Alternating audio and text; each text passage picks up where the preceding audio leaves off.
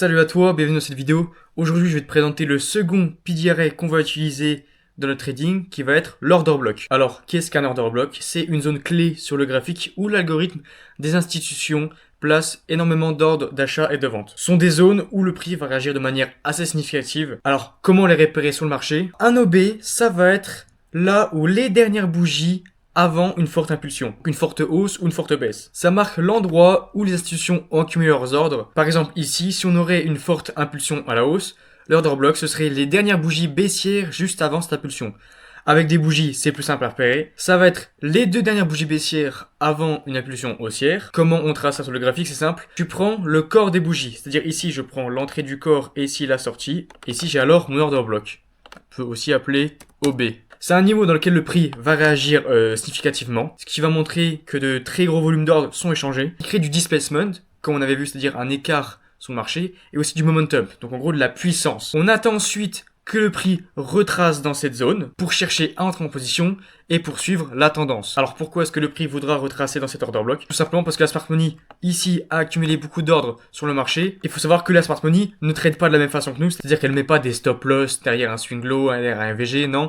Elles vont manager leurs positions différemment, qui vont faire que quand le marché va pencher à la hausse, elles vont avoir des positions qui vont toujours être vendeuses. Donc ce qu'elles vont chercher à faire, c'est refaire partir le marché au niveau de l'order block pour clôturer leurs ordres à break-even, juste ici, donc à 0. Et du coup, comme elles ferment leur ordre de vente, ça devient des ordres d'achat qui vont, du coup, à leur tour propulser le marché à la hausse. Ça sert d'une part à réinjecter de la liquidité sur le marché, du coup, et à fermer tous leurs ordres. Par exemple, ici, qu'est-ce que je repère sur le marché? Je suis en 1 heure sur EURUSD.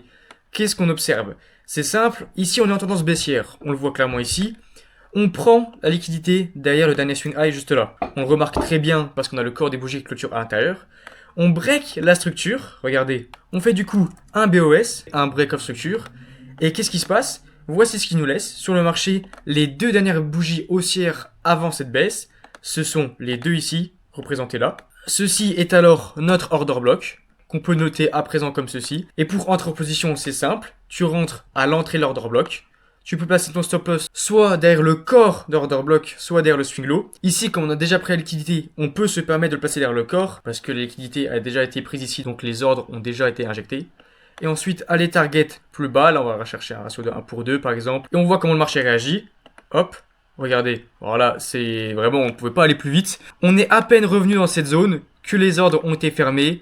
On a injecté liquidité et on a plongé du coup fortement à la baisse. Alors, pour ceux qui l'avaient également remarqué, on avait en plus de l'order block ici un fair value gap, comme ceci, qui nous servait du coup de résistance supplémentaire pour faire chuter le marché. Bien joué à toi si tu l'as repéré, sinon c'est pas grave, faut juste que tu t'entraînes à l'expérience, tu vas les repérer. Par exemple, ici, je suis où? Je suis sur le DAX en 4 heures, on est sur une tendance haussière, on le voit ici, on break la structure à chaque fois. On a fait un BOS juste ici, break of structure. On est sur une tendance haussière. Ce qu'on remarque également, c'est que l'on crée un fair value gap juste ici, un busy. Et là maintenant, on identifie l'order block, qui sont les deux dernières bougies baissières avant la baisse. Voilà.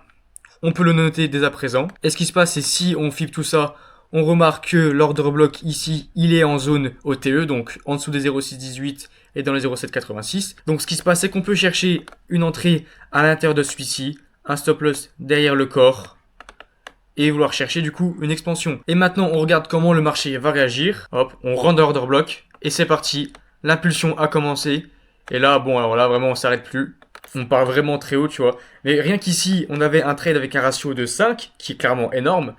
Si on aurait voulu mettre son stop loss, même derrière le swing low, on avait toujours un ratio de 3. Si on aurait target plus haut, on aurait toujours des ratios largement suffisants. Une fois qu'on sait identifier les order blocks, c'est vraiment super puissant. Alors, quelques règles également pour trouver les meilleurs order blocks. Il faut tout d'abord qu'ils créent une impulsion en cassant la structure. Par exemple, ici, l'order block est valide parce que on crée une forte impulsion, on casse la structure pour la continuer. Donc ça valide l'order block. Ça sert à nous montrer vraiment une forte pression acheteuse sur le marché. Il faut également prioriser les corps des bougies. Si possible, généralement, d'avoir des order blocks dans lesquels on a plus de mèches que de corps sur le marché.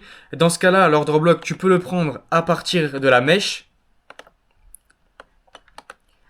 pour qu'il soit valide.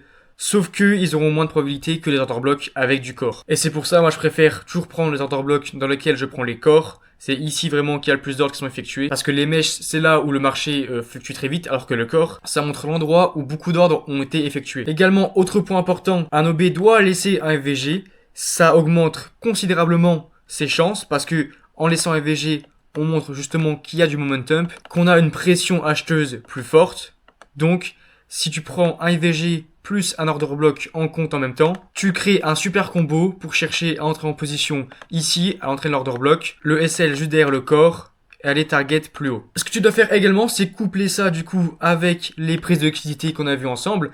On a vu qu'un order block ici par exemple, s'il prend liquidité, il est bien plus puissant parce qu'il va vraiment chercher une liquidité avant de repartir fortement à la hausse. Si tu repères sur le marché une prise de liquidité qui fait une forte impulsion, qui crée un order block avec un FVG tout en breakant la structure, tu as simplement un super setup pour rentrer dedans, ici, hop. Tu regardes bien sûr qu'on est en zone Fibonacci, on revient pile au 0,68 en zone NTE, tu vois. Et là, tu as un des setups les plus clean sur le marché. N'oublie pas également de toujours suivre la tendance. Si la tendance, forcément, elle est haussière, suis les order blocks qui vont à la hausse. Donc maintenant, c'est à toi de mettre ça en pratique, de t'entraîner à repérer les OB valides, observer quand le marché va réagir dans ces zones.